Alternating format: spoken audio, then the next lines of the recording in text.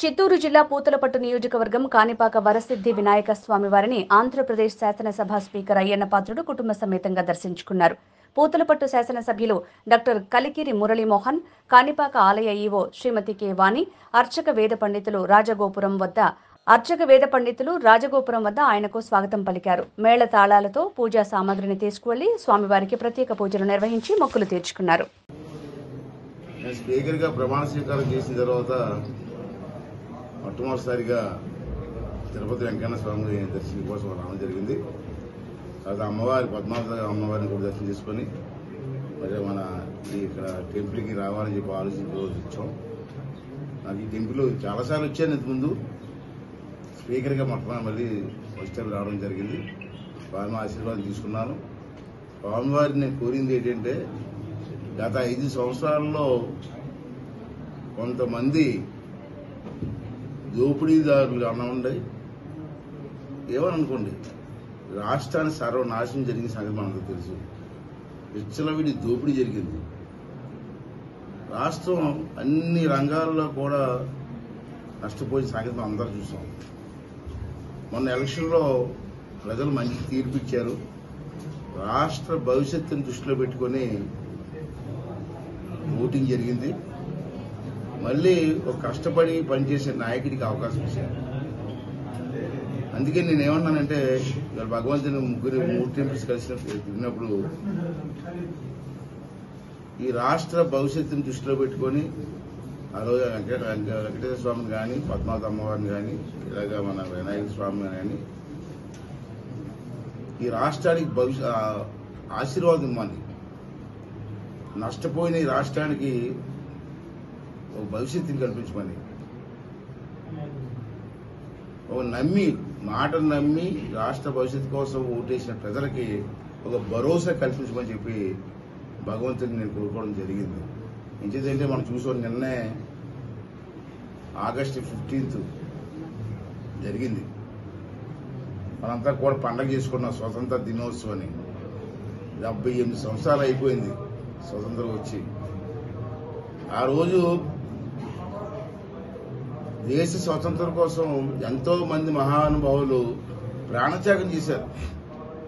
త్యాగం వేరు, ప్రాణత్యాగం వేరు. ప్రాణత్యాగం చేశారు. అంటే నేనేమంటానంటే, ఇప్పటికీ కొంతమంది మాట్లాడుతుంటారు, ఏం చేశారు, ఏం జరిగింది, 78 సంవత్సరాలు అయింది, ఏం జరిగింది అంటే, జరిగింది, జరగకపోవడం లేదు. ఆ రోజు పెద్దలు యోచించి ఇచ్చారని మనకి స్వతంత్రాన్ని, మనకు మాట ఇచ్చారు, నేను ప్రాణత్యాగం చేసేది సరే మీకు స్వతంత్రాన్ని ఇస్తానని. ఆ మాట నిలబెట్టుకున్నారు. వాళ్ళు ప్రాణాలు కూడా ఇచ్చారు. వాళ్ళు ప్రాణత్యాగం వల్ల స్వతంత్రం వచ్చి 78 సంవత్సరాలు అయింది. చాలా రంగాలు ఇంప్రూవ్ అయ్యాం, కాదనట్లేదు. అయితే నేనేమంటానంటే, ఆ పెద్దలందరూ కూడా ప్రాణత్యాగం చేసి స్వాతంత్రాన్ని మాకు ఇచ్చారు. ఇచ్చి వాళ్ళు వెళ్ళిపోయారు. ఇప్పుడు మన బాధ్యత ఏంటి? వాళ్ళ త్యాగాన్ని మట్టిపాలు చేయడమా, వాళ్ళ త్యాగాన్ని నాశనం చేయడమా?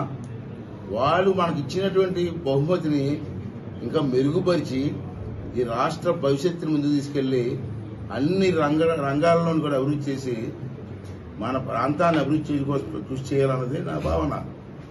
ఇవాళ ఉంది, ప్రధానమంత్రి గారు ఉన్నారు. ఆ రోజు పివి నరసింహరావు గారి టైంలో కానీ వీళ్ళంతా కూడా అభివృద్ధి జరగలేదనడం జరిగింది. ఇంకా జరగవలసిన అవసరం ఉంది. దానికోసం ప్రజలు కూడా దీన్ని సహకరించవలసిన అవసరం ఉంది. నాయకులు కూడా చిత్తశుద్ధితో పనిచేయవలసిన అవసరం ఉంది. అందుకే నేనేమంటానంటే, మనం అసెంబ్లీలో కూడా చెప్పాను. నేను ఫస్ట్ టైం అసెంబ్లీలో చర్చ జరగాలండి. ప్రతి సబ్జెక్ట్ మీద చర్చ జరగకపోతే అవదు. పబ్లిక్ లో అవేర్నెస్ రావాలంటే చర్చ జరగాల. సపోజ్ ఇరిగేషన్ సిస్టమ్ చర్చ జరగాల, వెడగని ప్రాంతాలు చర్చ జరగాల. ఇటువంటి చర్చ జరిగినప్పుడు ప్రజలకు అవేర్నెస్ వస్తుంది. నాయకులకు కూడా మనం ఎక్కడున్నాం, మనం ఏం చేయాలి, మన టార్గెట్ ఏంటో అర్థమవుతుంది. అంటే అసెంబ్లీలో కూడా నేను అందరినీ, ఎమ్మెల్యేలు అందరినీ కోరుతున్నాను. ఆ పార్టీ ఈ పార్టీ లేదు, ఏ పార్టీ వాళ్ళకైనా యాజ్ అ స్పీకర్ కైనా అవకాశం ఇస్తా. కొంతమంది నిందేస్తారు, బయట వింటున్నాను, పేపర్లో చూస్తున్నాను, స్పీకర్ గారు మాకు అవకాశం ఇస్తారా అని. ఇదిగో అది మీ రైట్, అది ఎమ్మెల్యేగా మీ రైట్ ఉంది, మాట్లాడే హక్కు మీకు ఉంది. అందరికీ అవకాశం ఇస్తాను, అనుమానం లేదు. కానీ సభా సాంప్రదాయాల్ని, సభా గౌరవాన్ని నిలబెట్టవలసిన అవసరం మీకుంది. సభ మా ఇష్టం, సభలో నా ఇష్టం వచ్చి మాట్లాడతానంటే కుదరదు. అక్కడ దానికి కొన్ని కట్టుబాట్లు ఉన్నాయి, పద్ధతులు ఉన్నాయి. ఆ పద్ధతులు కట్టుబడి మీరు పనిచేయండి, మాట్లాడండి. ఎవరికైనా నా అవకాశం ఇస్తాను. సాంప్రదాయాలు గౌరవించి పద్ధతి ప్రకారం మాట్లాడండి, రాష్ట్ర భవిష్యత్తు కోసం మాట్లాడండి. అంతేకాని మా ఇష్టం వచ్చి మాట్లాడతారంటే నేను ఎందుకు ఊరుకుంటాను? యాజ్ ఎ స్పీకర్గా నాకు సహకారం. ఇది మొదటి నుంచి చిత్తూరు జిల్లా పూర్వం నుంచి కూడా ఈ జిల్లాలో ఉన్నటువంటి ఒక ప్రసిద్ధి అయినటువంటి టెంపుల్ ఇది. నేను చదువుకున్నప్పటి నుంచి కూడా విన్నాను. నేను ఇంటర్మీడియట్ చదువుకున్నప్పటి నుంచి కూడా దీని గురించి వింటూ ఉంటాం మేము. నేను కూడా మామూలుగా చాలా 10 సార్లు వచ్చాను నేను టెంపుల్కి. అప్పుడు నేను ఎవరో తెలియదు కాబట్టి తెలియకపోవచ్చు, కానీ చాలా నేను ఎమ్మెల్యేగా ఉన్నప్పుడు, మంత్రిగా ఉన్నప్పుడు కూడా వచ్చాను. తర్వాత ఇప్పుడు కూడా ఇవాళ అనుకుని రావడం జరిగింది.